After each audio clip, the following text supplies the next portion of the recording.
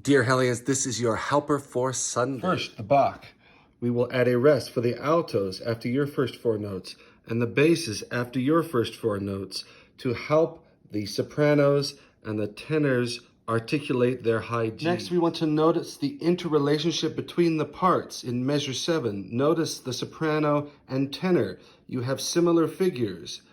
Bring those out and realize you're going to be talking to each other. On page 2, notice the harmonies. In measure 11, it goes to minor. In measure 14, there are suspensions that are created that enhance the intensity. And in measure 16, it becomes diminished. Bring that out. And then in measure 17, yay, happy. Also in measure 17, tenors get your notes. Altos get your notes. In measure 23, basses, get that F sharp. Then for the second fugue subject, we're going to divide it up. We're going to start on measure 43 and go until measure 57. And then we'll go back to the beginning of the second fugue subject and put it together. But the main issue for the second fugue subject is the syllables. Where do they go? Text underlay. Practice speaking along with this video. It's slower, but it's clear, and it's in the right key. Speak along and get the syllables in the right place. Next, Christus factus est. We've got to flip R's, Christus. We've got to pucker. We've got to lean into the words, obedience. We've got to do the shape. We've got to bobble on those 16th notes. Okay? And we have to remember what's on the first page. So diction, articulation, and shape. Diction, articulation, and shape. Then we'll be on to page 2, and hopefully we can get to somewhere over onto page 3, maybe even measure 51. Speak the words in rhythm so that you can do the diction, the articulation, and the shape before you add pitch. Then virga yesi. Remember that? Again, diction, articulation, and shape. And where do you breathe?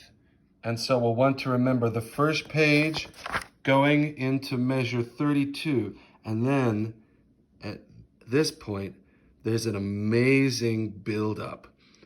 An amazing craftsman Bruckner is. He was a farmer and a craftsman, and he crafted these amazing chords here.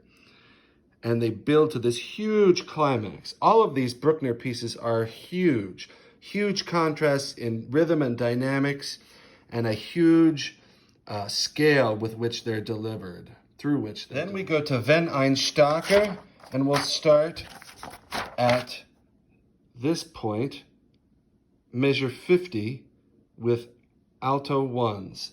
And then we'll do this page. Shake the 16ths. They're tons of fun, especially how he uses them to whip us from 4/4 to 3/4. Speak it in rhythm with one of the recordings that I've sent already. Remember, wenn ein, voiced consonant on wenn, glottal ein, wenn ein. Then we'll finish out the last 2 pages, the return of the A section.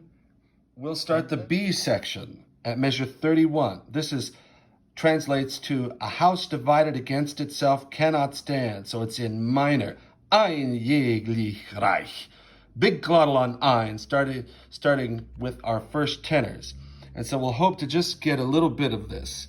And we see diminished chords, and it's very Halloween. Then we'll end with the third movement, Wo ist?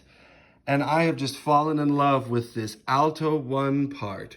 It's so beautiful and really is important to create that sense of lilt. So alto 1s, I really want you to enjoy your part, and it's marked forte. I want you to mark it fortissimo, okay? And then the alto 2s, you echo that same kind of decoration. Very important part. Bass 2s in the beginning, bring out your eins, or glottal that like crazy.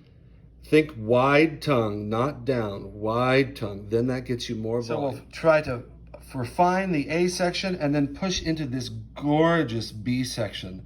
There is this amazing chord right here at letter D. I want to get to that. It's just prototypical Brahms, warm, fuzzy, beautiful.